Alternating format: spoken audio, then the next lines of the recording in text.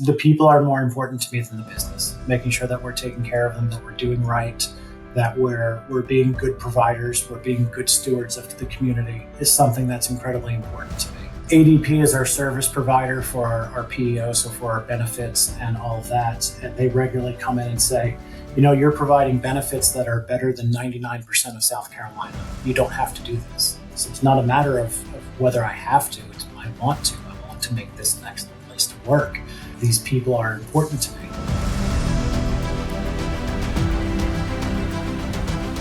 Hey guys, Damien Stevens, host of MSP Mindset, founder and CEO of Servosity. Today, I continue my mission to interview 100 of the fastest growing and most interesting MSPs on the planet and write my book about it.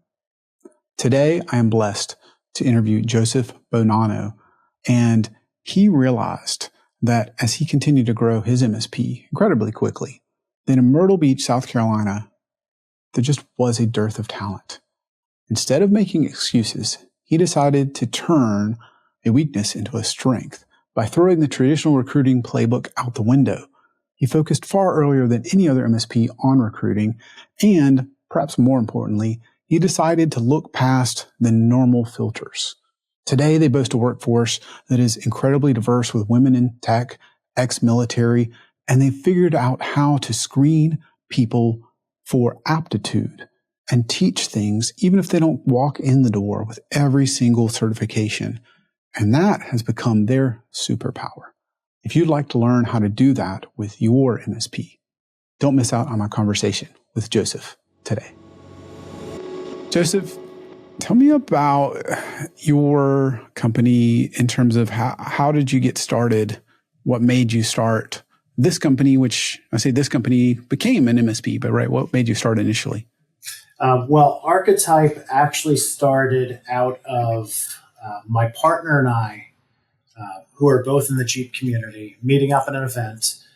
My company that I had worked for had just been acquired. He had just finished... his company had been acquired, and he had just finished his earnout, was looking for something else to do. Both of us looked at the Myrtle Beach area and our varied technology backgrounds, him from IBM cybersecurity, myself from Microsoft app development, and said, hey, there's an opportunity here for us to do something awesome, not just in Myrtle Beach, but to create a company that could serve our friends, our peers, and could help to elevate the area. And why not do it at the beach? Right. All right. So so you guys had this awesome, friendship from Jeep community, and then you had the idea. And so did you both jump in full time? Yeah, it was pretty quick. So our first real conversation about it happened in January of 2014. By April of 2014, we had the S Corp in place. We had all of our paperwork filed. We had all of our EINs, and we had our first client. Nice. So we walked into this pretty quickly, really focusing on user experience, digital transformation, and cybersecurity.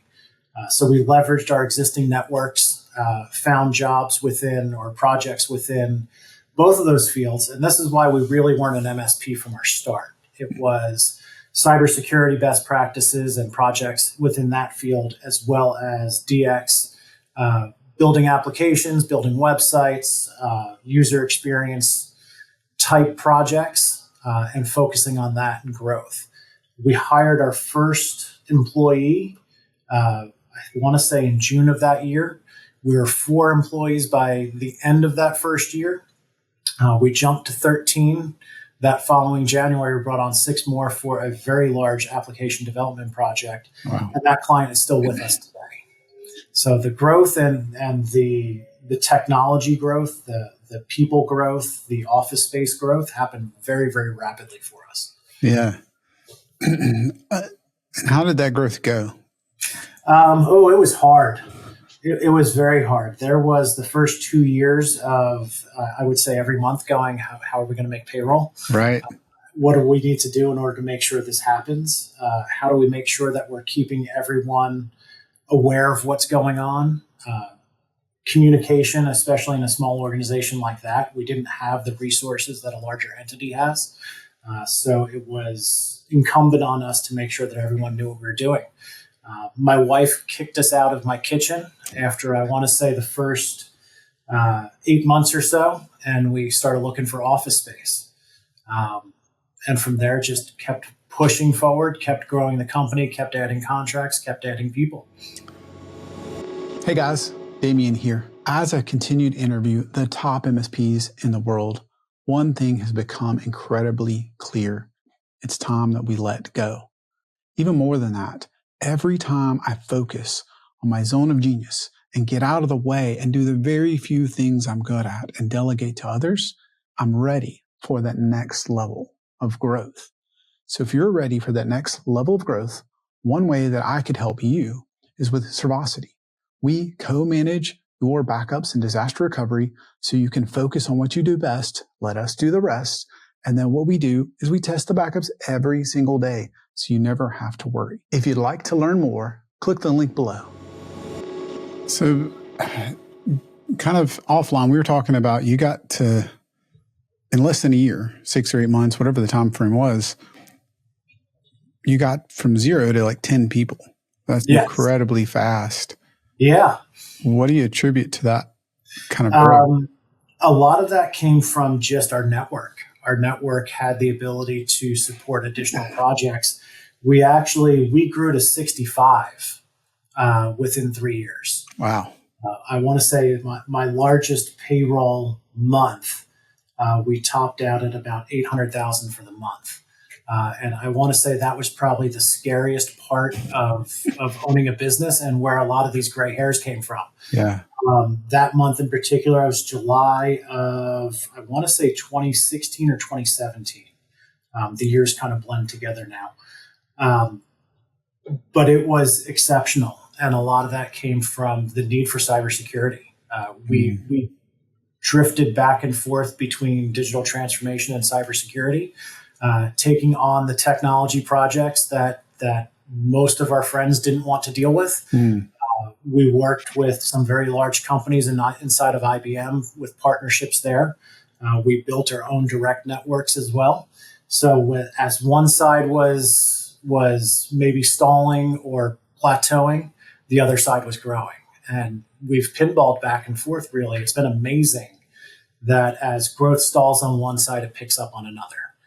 So we see if cybersecurity stalls, network management has picked up and a new contract's come in there. If that stalled, then application development just signed a new client, and the growth just kept building and building throughout 2017. Was that still just you and your partner from a sales perspective? Yes. So we up until this year, really, we never really had externals or salespeople at all. We had tried a few, and we found that we weren't mature enough as an organization to really have salespeople. The types of thinkers that I think my partner and I are, you tell me you've got a chair that you want to build, and we're already designing what that chair looks like. It's just naturally inside both of us to find a solution to the problem. And we refine those ideas until we get to what the solution is for that problem. And for both of us, that's always really been, I would say, our biggest strength. My partner, he's the smartest guy in the room 5 minutes into any meeting. It's just the way he is. He picks up technology like there's no tomorrow. And he asks the good questions. He understands. He processes. For me, I think I bring more creativity to the role than that. In most cases, I'm looking at solutions that require a bit of refinement, a bit of design in order to get through. So we never really had luck solutioning with salespeople. It was only the two of us for that first 4 years, 5 years, I think. 7 years. I appreciate you saying, we didn't have any salespeople because we didn't have the operational maturity. Yeah. I know my earlier days were filled with, why do these salespeople not just know how to do what I know how to do? Yeah, come on. It should be easy. Right. don't they know what technology is? And it's not the case. And if you don't have clearly defined objectives, clearly defined products, clearly defined services, no salesperson is ever going to thrive in that environment. And that's something that we're at a point now where we've got that. We've got services that we can define. We've got products that we want to sell. We understand the spaces that we play in. So we can more easily bring in a sales team now, get them up to speed, and have them out there selling pretty quickly. So that's one of our goals this year, is to continue to grow that sales team and take a little bit off of me and my partner from the direct sales aspect.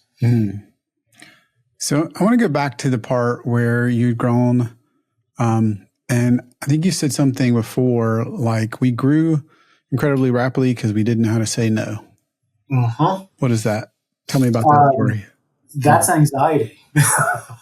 And a lot of it is obviously when you're a young company, you want to do everything you can to make yourself successful. And eventually that reaches a point of instability or unattainability.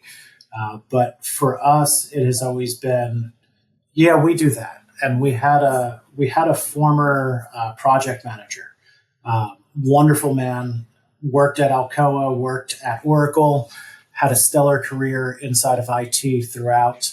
And he said, if Walmart comes to you tomorrow and asks you to paint Walmarts, are you going to paint them? And really that was the start of how do we define who we are and what we want to do. What is our product set? For my partner, yes, he will paint the Walmarts. For me, I might need to think about how I can staff aug that solution and make it somebody else's problem, but still find a way to provide an IT side to that. So I think that's something I struggle with forever and still do. So how did you start to unpack, like, how do we say no? How do we define who we are? A lot of it came from sitting down and really defining what we wanted to do. And I don't know that we're 100% there today. We still take on a lot of those challenges where a traditional service provider might say no, because we're not truly MSP. We're not truly project. We float somewhere in the middle.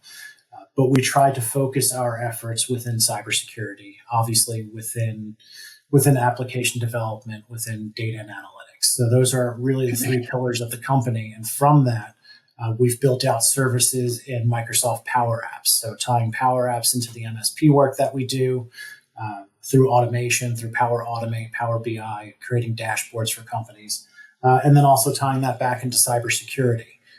We recently just had a project that we were doing a vulnerability remediation across 700,000 vulnerabilities and creating a dashboard that the executive team could log into to see how progress was taking shape, to see how other areas were being affected, and an easy way for them to manage that going forward.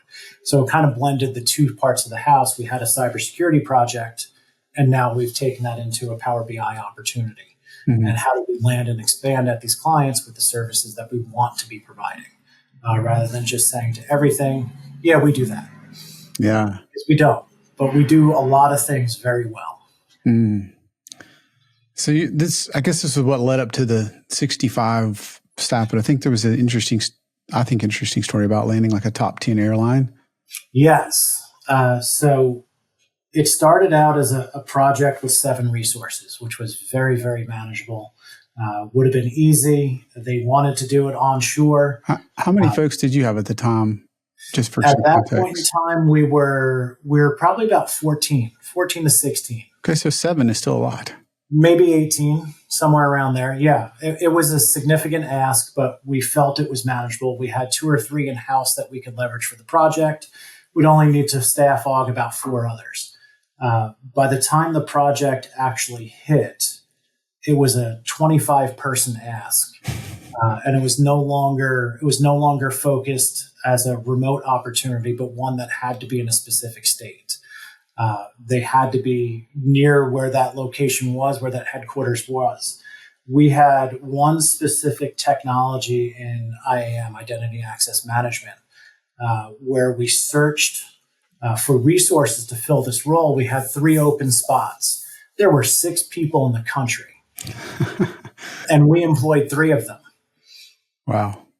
How do you staff that when the other 3 people are gainfully employed by the people that train on this technology, and the only other 3 people that had that senior level skill set already worked for us?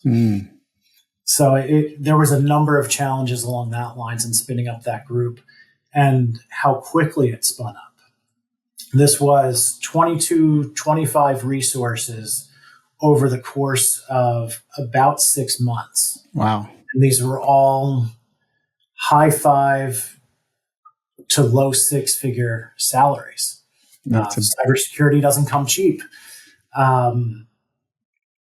Finding ways to finance that, to handle it, to get it to work internally, while expanding offices. We went from 1 office to 3 during that time. We had 8 resources, eventually 8 resources up in Boston, and 25 other resources at an office in the southwest area that was solely supporting that project. Wow. So the growth came on very, very quick, and caused a lot of anxiety, a lot of miscommunication. As we were growing so rapidly, the level of communication between the offices was always a difficult challenge. Making sure that everybody was doing what they needed was always a difficult challenge. And finding good quality resources was a particular challenge.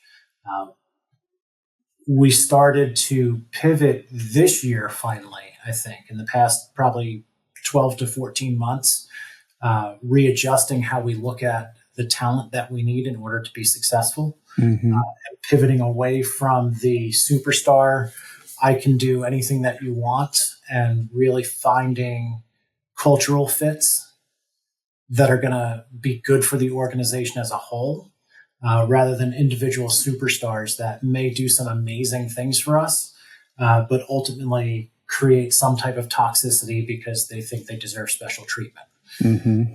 Or they want to do things a certain way and they seem to always get their way, or any of the other things that come up. So for me, it's incredibly important now that we're finding the right fit rather than the quick one or the best one. Skills can be taught. Culture really can't. Yeah.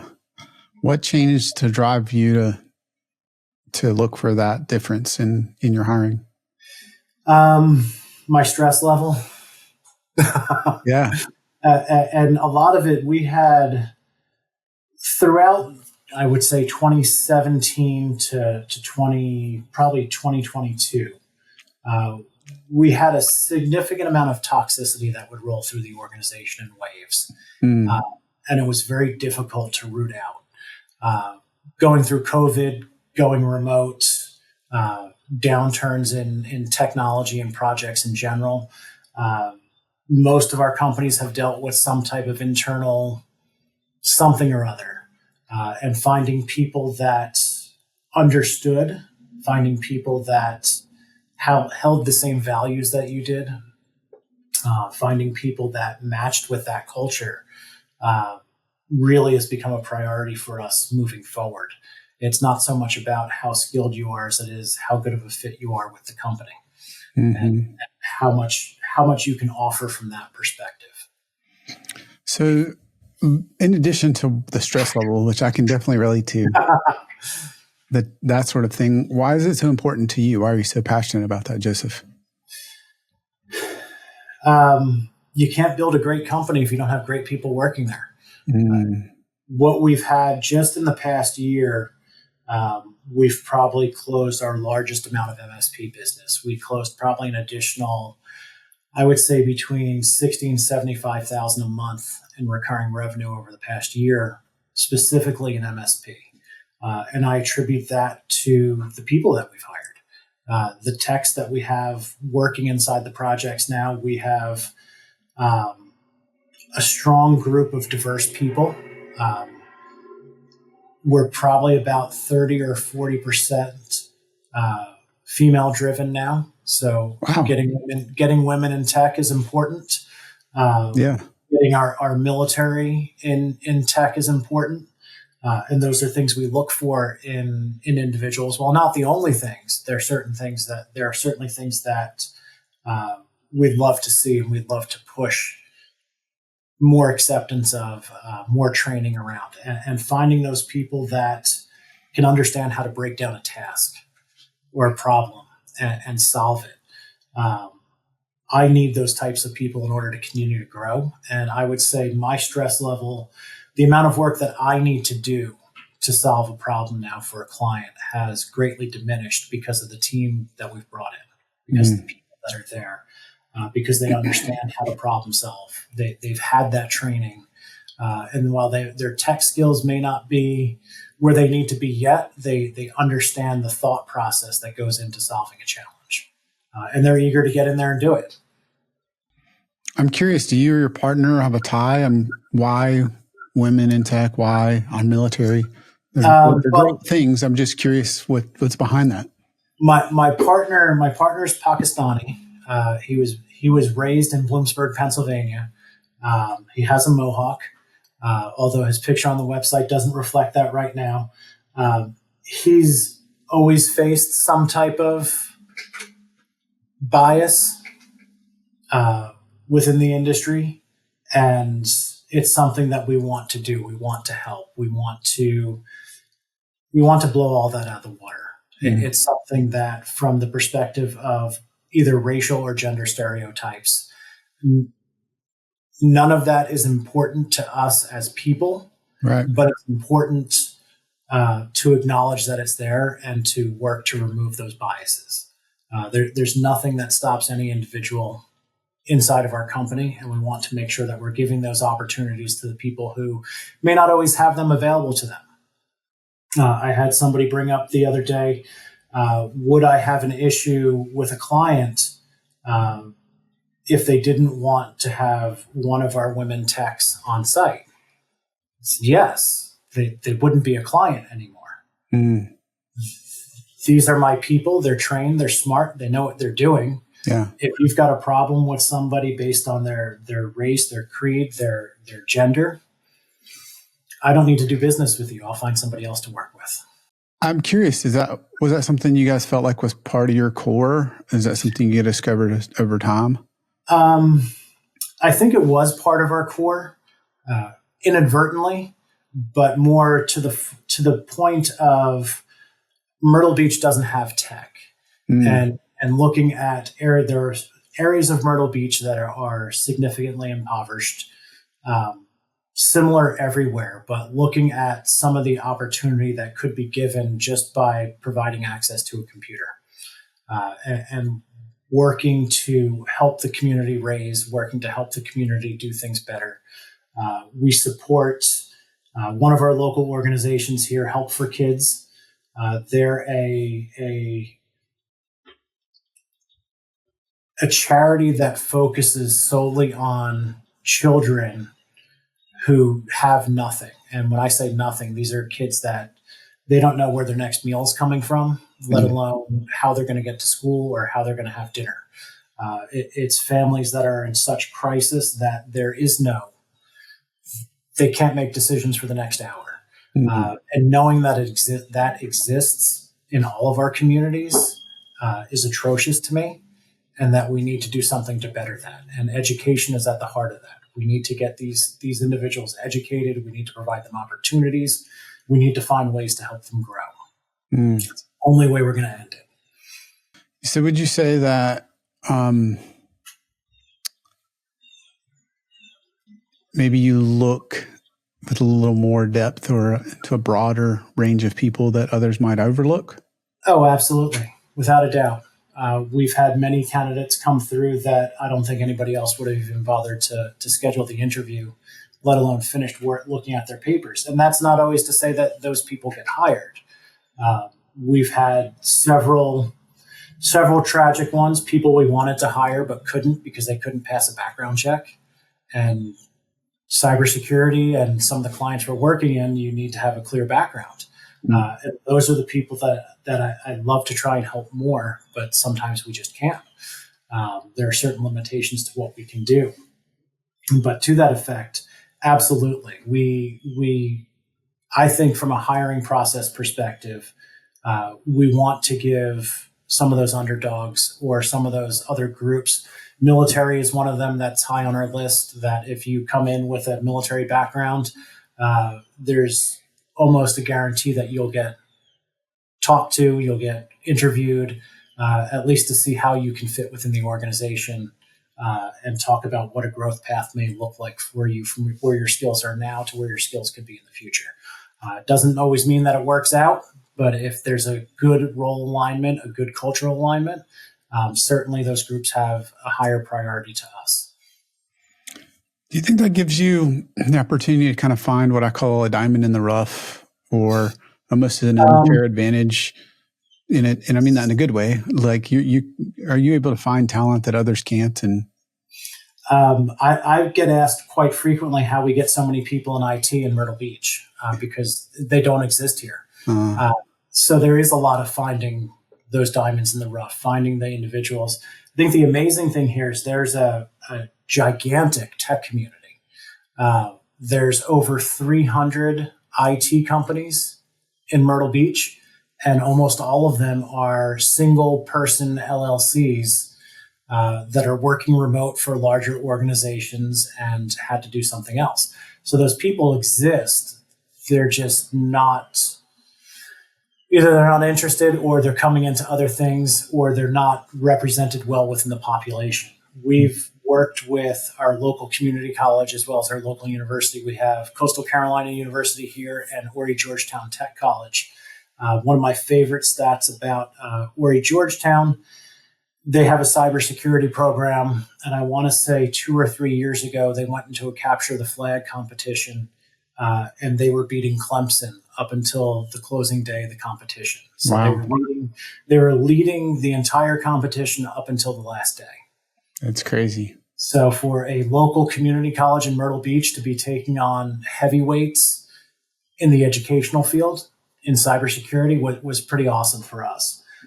We've worked closely with those organizations to define what types of programs they offer and to help continually improve upon the services that they're bringing to the table, the degrees that they're putting out there, helping their organizations to better their programs. And it's taken time, but I think it's working. They listen to us. They listen to the community. We've got several graduates that have come through both of their programs, and it's been a great thing. That's really cool. I wanted to go back to the large client you had. And I think before you were sharing the story that there was at least one of the ones that you were saying something that's like, I don't want 75% of my company in one project or one partner. Yes. Yes. So that client in particular, that project in particular, we were 2 years into an 8-year contract, and the client, a long contract. That's a long contract. Those are, and it's funny because we talk about those as company builders. You get an 8-year contract, that's something you can build a company off of. Yeah. We were a subcontractor in there. We had all 5 pillars of technology for that client ran through us. So if at that point in time you were doing something within their network as a customer, your information probably passed through our hands at some point in time, at least virtually through our hands. There's a shift in the C-level, and they canceled the contract. Wow. So now I have 25 people that I need to find jobs for. Yeah. And that was a real wake-up call for us, that we needed to diversify our client base, that we couldn't have that much tied to one contract. I ended up placing, I want to say 23 or 22 of the 25 in other companies and other roles, and some directly with that client, a lot directly with that client. And it was a challenge to get through. That was tragic for the company, for the project, for us as business owners. That was probably our first major setback. And something along that lines is something that kills companies. Yeah. So to come through that and survive, and from that point forward, we started working towards client diversification, looking at not only in the types of clients we had, but the industries that we were in, as well as how we looked at our partnerships with larger providers, and what contracts we wanted to take. So that's really where the shaping of our products and services started to come from. Was, okay, we can't do this again. We can't have this large of a client go away and have it jeopardize the company. And since then, I think today there's no client that represents more than, I want to say no more than 20% of the company is probably the largest share, 20 to 25%, which is still high for me. I want to get that down, but that's going to come with growth. For me, there's a strategy behind the size of the clients and how we position larger clients, medium-sized clients, and small clients as a mix to the staff that we have. Mm. So I want to go back to that. Could have been a company killer. Amidst that, you're trying to deal with that. Like, what am I going to do? Like, how am I going to deal with this huge revenue loss, all the people? But you talked really mostly about placing people and finding them a home and that sort of thing. But earlier, kind of in our conversation, you used terms that like staff aug and things like that. And it was part of the field, but felt like more casual. Like, when I need a body, I'll get a body. But when this happened, it sounds like you didn't just say, "Oh, well, that sucks for you guys." Sounds like you're unemployed. Oh my gosh, that was awful. That whole process was awful. Having to lay off that many people that quickly, close up that office, get out of that town, all of those things was absolutely awful. And for me, it was about the people. We had made commitments to them. We had given them full-time jobs. For me, the way that I view all of our employees is I've got to make sure that I can take care of 26 mortgages and 26 families. And we're responsible for putting that food on the table, to making sure that all those bills get paid, making sure they're all doing great. We actively try to bring in services around that. So financial counseling when we can. 401k, full medical, full dental. ADP is our service provider for our PEO, so for our benefits and all of that. And they regularly come in and say, you're providing benefits that are better than 99% of South Carolina. You don't have to do this. You don't have to provide this. So it's not a matter of whether I have to. I want to. I want to make this an excellent place to work. These people are important to me. We talk about our coworkers as family. A lot of organizations talk about their coworkers as family, and that community is important to me. Making sure they're taken care of, making sure that the commitments I'm making to them are things that we can uphold. Sure, we bring in staff aug from time to time. Sure, we have subcontractors here and there. But for me, it's largely about growing the business and about growing the community that we have that make up Archetype SC. Yeah, so that's what you said is, I think, amazing. But I think people sometimes miss this about business owners and especially MSPs, which is you had your own stress to deal with, losing a major client and all the other things that had to go along with it. And it's not like they were in the same building. No. They're not even in the same state. I think a lot of people would assume you just send a layoff notice and say, you know what, they canceled the contract. There you go.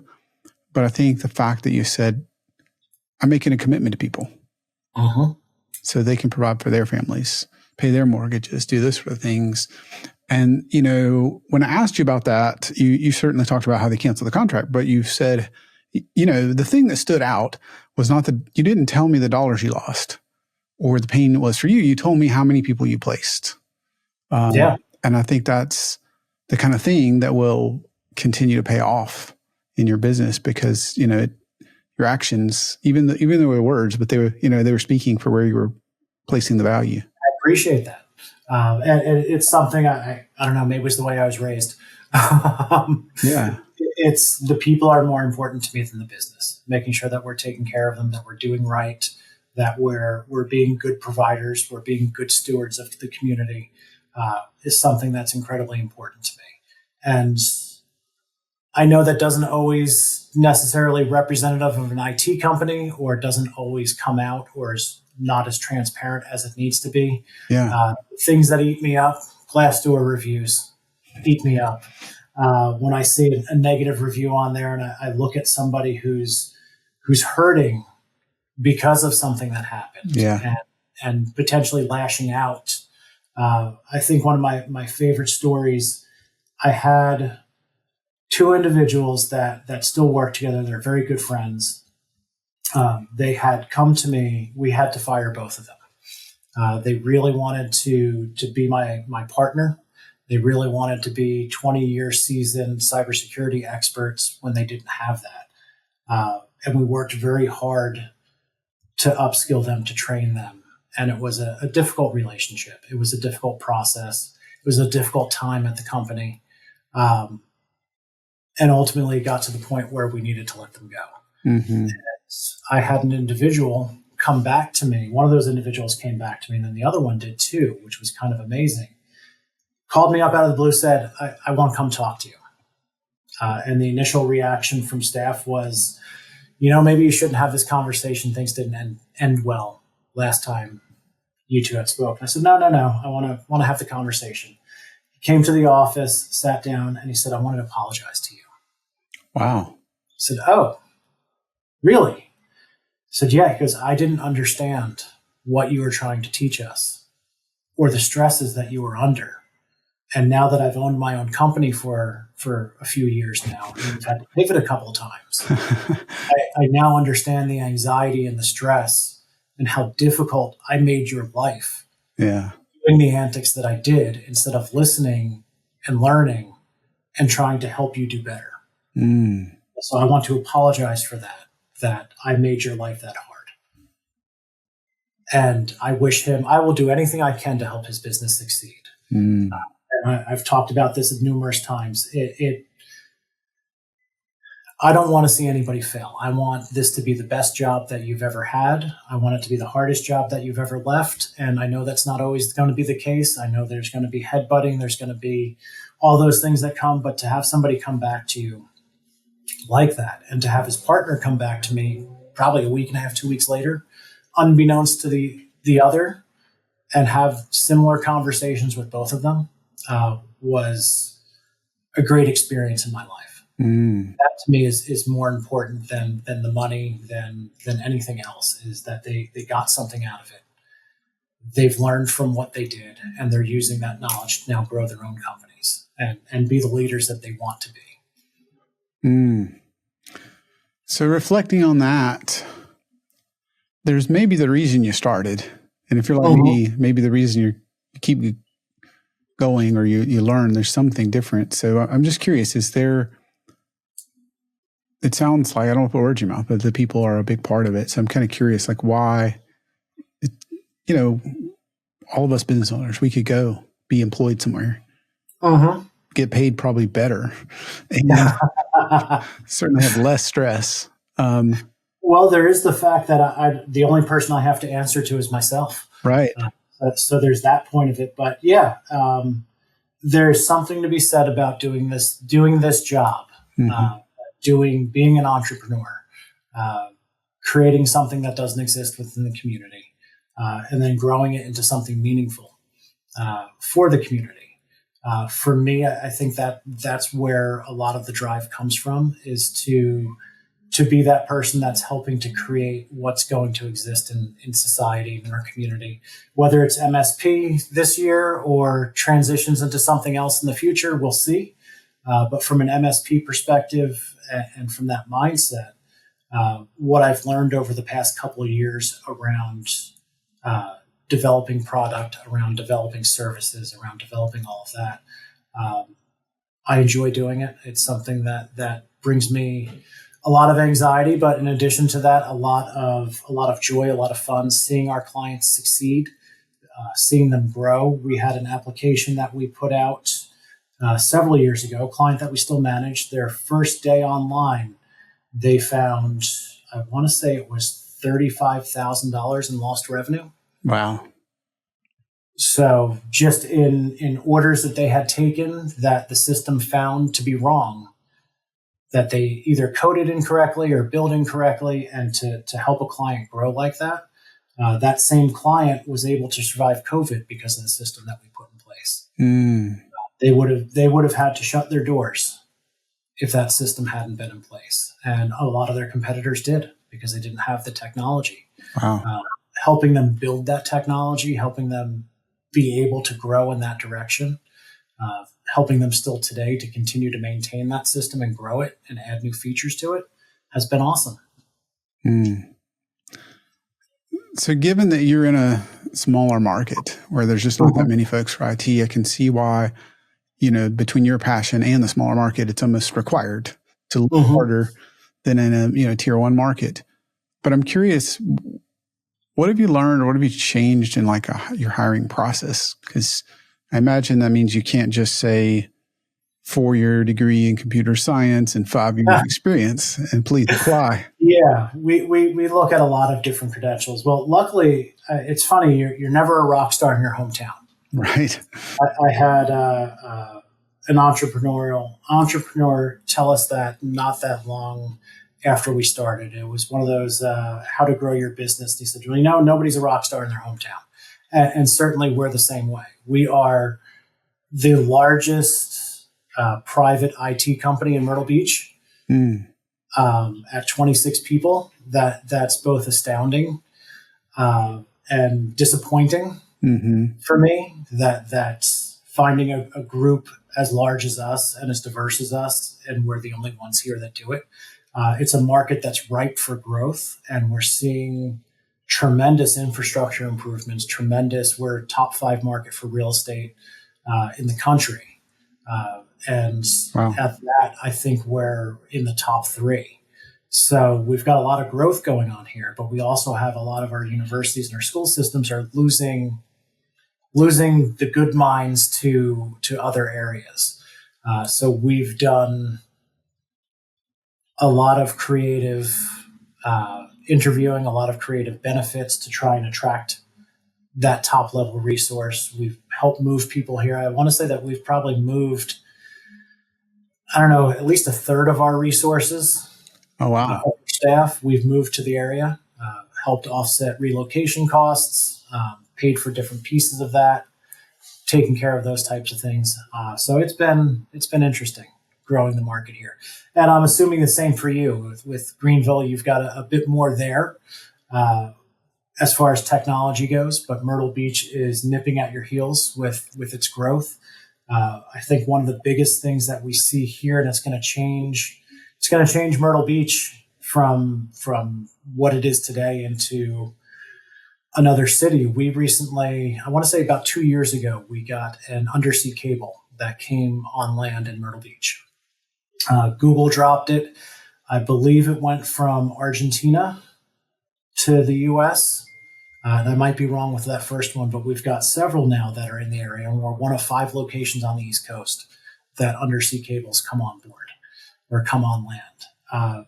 That single-handedly is going to change the face of Myrtle Beach over the next 20 years. We're going to see more professional services come here. We're going to see more data centers pop up here. We're going to see more technological growth than the area's ever anticipated. So I'm hoping that we're well positioned to take on that growth, to help lead that, to do the things necessary to get the right people here, to support that growth as companies move into the area. Yeah.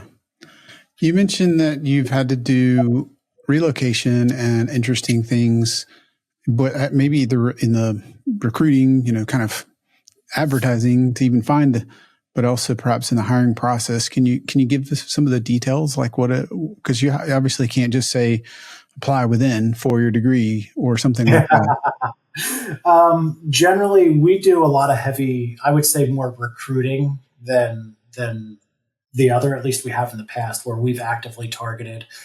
We've had a person dedicated to finding resources in other areas to bring them here, somebody that might be interested in it. And really, it's been trying to find creative ways to find people, for one. So leveraging things like tools like Dice and other recruiting and job market tools, but also our approach to those conversations. And really, I think part of it is the family or the community atmosphere of the company, the opportunity to grow your skill set, the opportunity to work at the beach. Quite frankly, I think I'm 5 blocks from the beach. So we're really not that far. And regularly teams go out and go to lunch on the beach or at least near the beach because it is so accessible. But I don't know that we've done anything special there outside of helping with relocation packages, helping with finding apartments, finding places for people to land when they get here, supporting them. I've done some really weird stuff throughout my career as it comes to supporting our employees and our staff. One of the questions that I ask inside of our hiring is, when was the last time you went out of your way to help somebody? And I almost always get well, in my last job, or I did this on a computer. And those are not the answers that I'm looking for. So right. I generally try to press and say, so to give you an example, we had an employee here that had moved apartments in the same building, went from the second story to a third story, bigger space, but very difficult to get to. It was a small, narrow staircase. He couldn't get his bed up the steps. It was a pull-out sofa, so it was fairly heavy. He was calling moving companies. Nobody would even talk to him. He was very stressed. It was taking away his time from doing things. I said, listen, let me come over on Saturday, see what's going on, and see what we can do. We ended up taking the sofa bed out of the bed. We ended up taking the bed across a roof of another building or another part of the building, and then hoisting it up onto the deck of his current room because that was the only way to get it upstairs. And it's took it apart, threw it up there, got it up there all nice and safe, got back inside, assembled all of it, and then went about our days and everything was great. But it's those types of things, going out of your way to make sure that somebody's taken care of, that if they have a problem, that they know that they can come to us and that we're going to help them find a solution to it. I've had employees that had their bank accounts hacked. We had one guy that had, they think it was a card skimmer at a gas station, emptied his bank account. Wow. Came to us and came to my partner and I and said, listen, I don't know how I'm going to pay my mortgage this month. They drained $6,000 out of my account. I've got nothing. And without hesitation, both of us pulled out our checkbooks, wrote him checks and said, when you get the money, pay us back. Wow. It's that easy. I'm in a position where I can help. I'm going to do everything I can to help. And those are some of the values that I look for in people. We had somebody that had come across, they found out that one of their neighbors was suffering from a medical condition and needed help.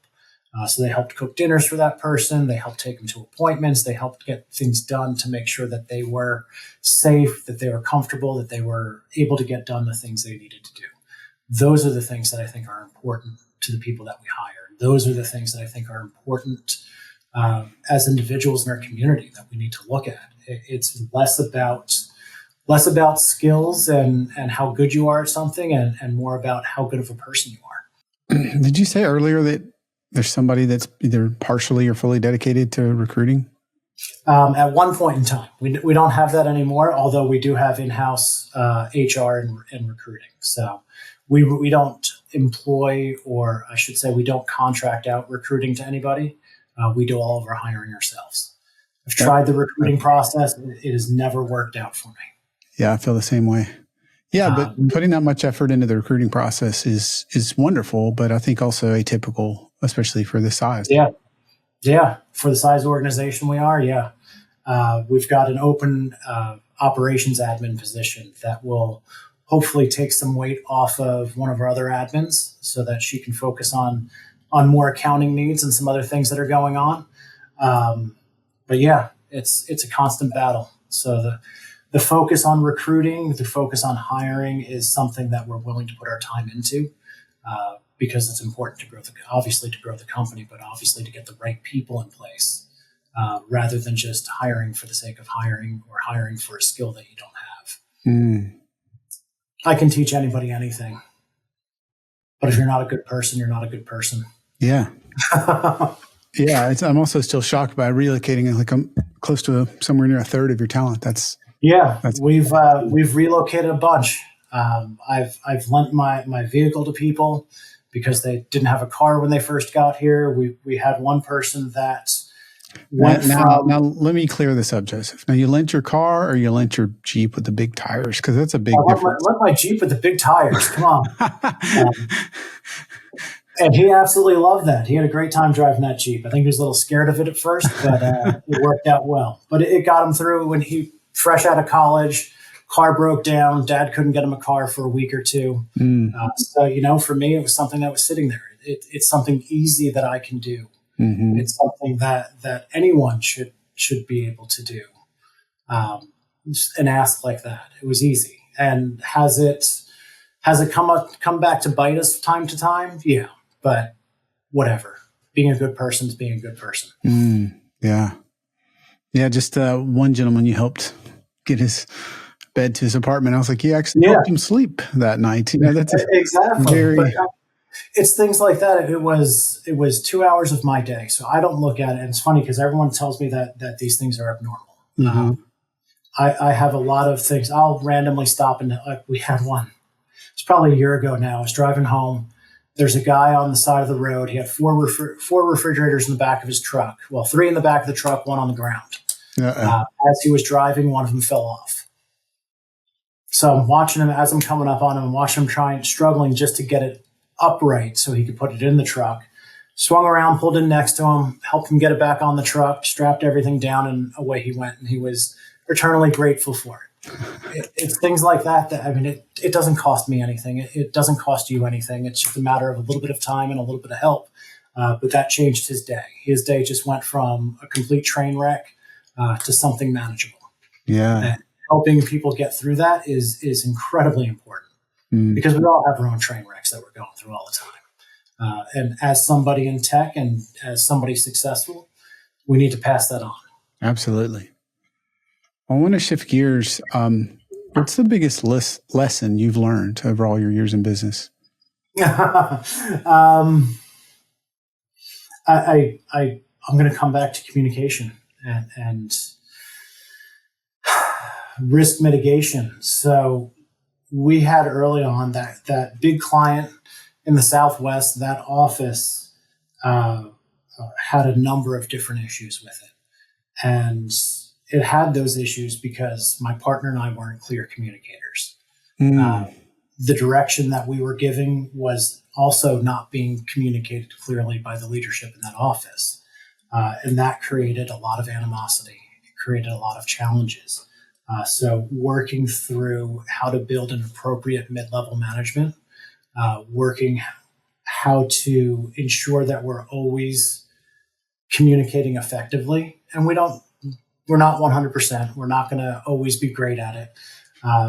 But we try to make sure that we can address issues before they become problems, that we can address topics, that we can address concerns, and that we can easily move them forward, or at least move forward and have a plan about that. Those types of things, that type of growth as a leader has been something I've had to be dragged through. So you don't learn it unless you go through it. And it's amazing how a simple conversation can spiral into something so much worse. And figuring out how to address that and how manipulative people can be in order to get their way, in order to get the things done. COVID was especially hard with the way that office culture changed. We're a 3-2 hybrid environment. So we have 3 days in office, 2 days remote. And that's something that's given us a lot of flack over time. Why do I need to report to an office? I can do my job from home. Yes, but we feel that as a community and as a group, we function better when we have that ability to talk to each other face to face. That projects operate better when you're able to look at the person and say, what's going on? What challenges are you dealing with? And how can I support you in doing better? Those types of things are they might not be what most employees want to hear, that we want them in the office 3 days a week. And that comes back to culture. Then you're not the right fit for us. If you want to go hide in your basement and never see the light of day and never talk to anybody, we're not the right place for you. Mm-hmm. You're not going to be successful. It's not going to work out. It's going to be bad. And it's just going to raise all of our stress levels. So let's not even go there. Mm. If there's one thing you could do over or do differently, what would that be? I'd go back to that project. There was, because we were involved with a much larger partner, there was the thought that if we had pursued that client directly, it would impact our relationship with that partner. And in hindsight, it was something that was ours for the taking. Looking back on it now, looking back at the relationship that we have with that partner, we have a very strong relationship with that partner. We continue to do a lot of work with them. But there was an opportunity there that we could have taken advantage of and probably retained a good portion of those people. Mm. At that point in time, we didn't think we had that ability or the opportunity to be involved in that conversation. And it's absolutely something that we should have done. Mm. It would have changed the direction of the company tremendously. Yeah. What about, given what's going on in the world, industry, what's something you're looking forward to? Something I'm looking forward to? I know retirement's not the right answer. But depends on where you are. Right? Depends on where you are. What am I looking forward to? Yeah, personally, professionally, both. What either? Well, within IT, obviously AI has a lot of things out there. It's funny. I mentioned that we work with HTTC. We actually just had a career advisor or a curriculum advisory board that I attended, and we're talking about AI and how 5 years from now, their application development track is probably not going to be necessary because AI is going to be writing most of that code. I find some of those things to be exciting and some of those things to be terrifying. Yeah. But seeing the change in technology for the better, and I recently read an article where somebody was talking about the greatest single thing to change the course of human history and how the internet is at the core of that. At no point in history have we ever had access to so much knowledge without gap, ever. Yeah. And how much more quickly society is going to progress as a result of that. I hope we don't lose sight of our humanity as we're doing that. But from a professional standpoint, I'm interested to see the directions that AI goes in, the limitations that are put around it, and how that technology improves. But I think that's generally everybody feels that same way. I don't know that we leverage AI as much as we could.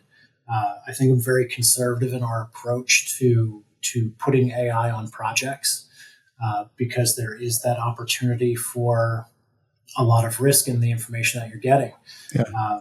I compare the tools on a regular basis, and it's wild the different answers that you'll get from different Gen AI tools based on the knowledge that they've been fed.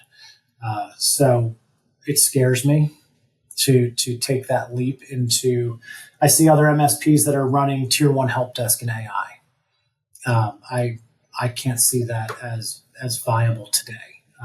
A little while from now, sure. But to have the first line of communication with your company be something not human, I can't see that. Yeah. I can't see that. I would like to see, professionally, I'd like to see Archetype continue to grow in the fields that we're in and the things that we're doing. I'd like to see us expand into other areas in the Southeast and continue to grow our dominance, for lack of a better word, and continue to grow the people that we reach out to. I don't know that I have a good answer to that question.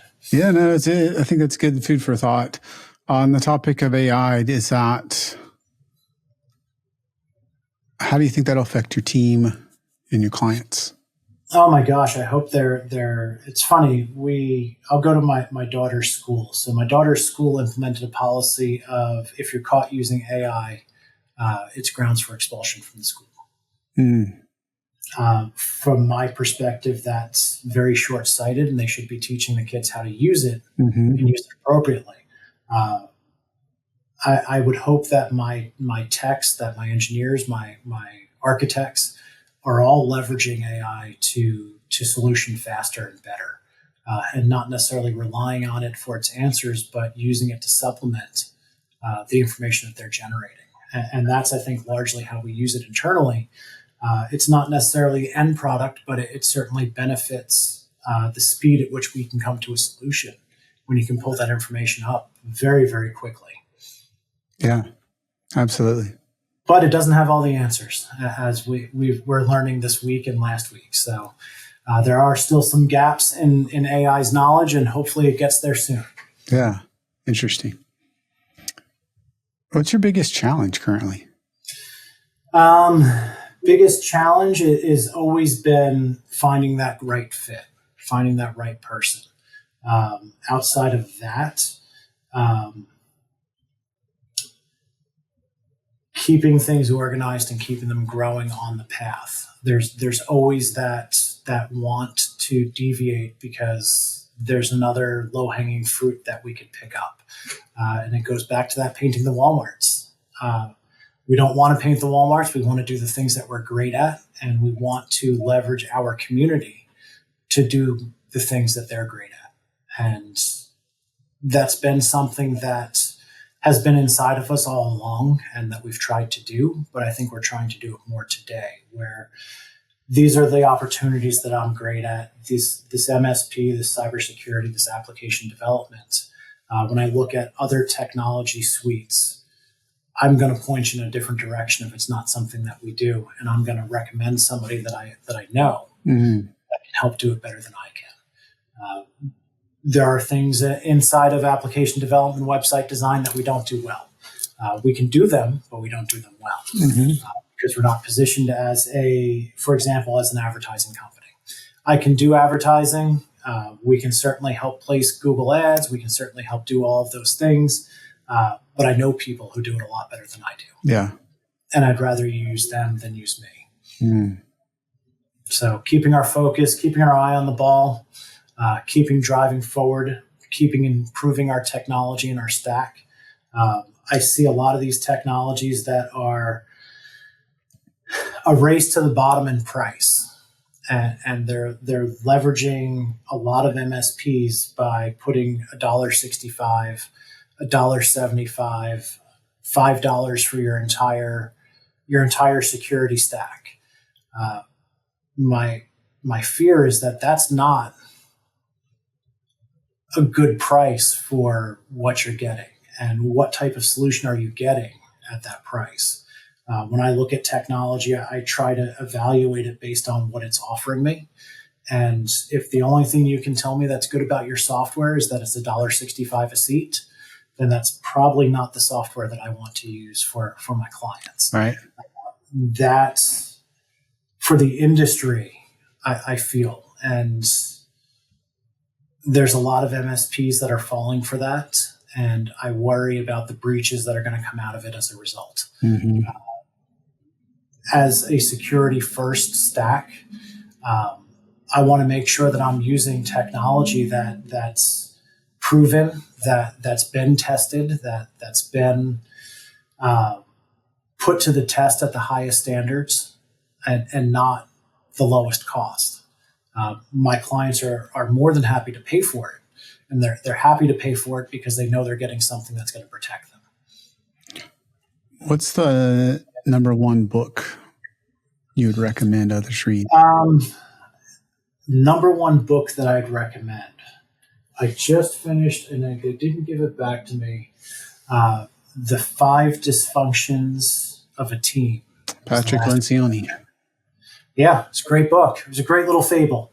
And it's funny, my partner and I aren't, I wouldn't say that we're the literary types where we read books on a regular basis. I had read that one at the request of a client. I enjoyed it, so I brought it back to the team. And I was very surprised that my partner, even just yesterday, asked me, well, what would Catherine do in this situation, referring to the I guess, protagonist in the book and her story as CEO of their company. Well, what would she do to solve this problem? Mm-hmm. So that's a book that certainly right now has been relevant inside of our company. Make meetings matter. It's a simple book. We have entirely too many meetings that are entirely unproductive. Yeah. Let's get rid of those. I can't tell you how many meetings I've had that could have been an email. Yeah. So those types of things, those intrusions into our day are things that we need to get rid of. Well said. Really, really good books to read there. For folks that are listening, if they're interested, would like to connect with you, reach out to you online or however, what's the best way to get connected with you? Well, you go to our website, click schedule a meeting, and meet with Joe. Okay. We've got direct booking on our sites through Microsoft Teams and right onto our calendars. So we've got, I said, you can meet with me, my partner, my partners, or any of our sales staff all through that method. That's the single best way to get a hold of us. Okay. Joseph, this has been a gift. Thank you so much for your time. And thank you for being on MSP Mindset. Absolutely. Damien, have a great day.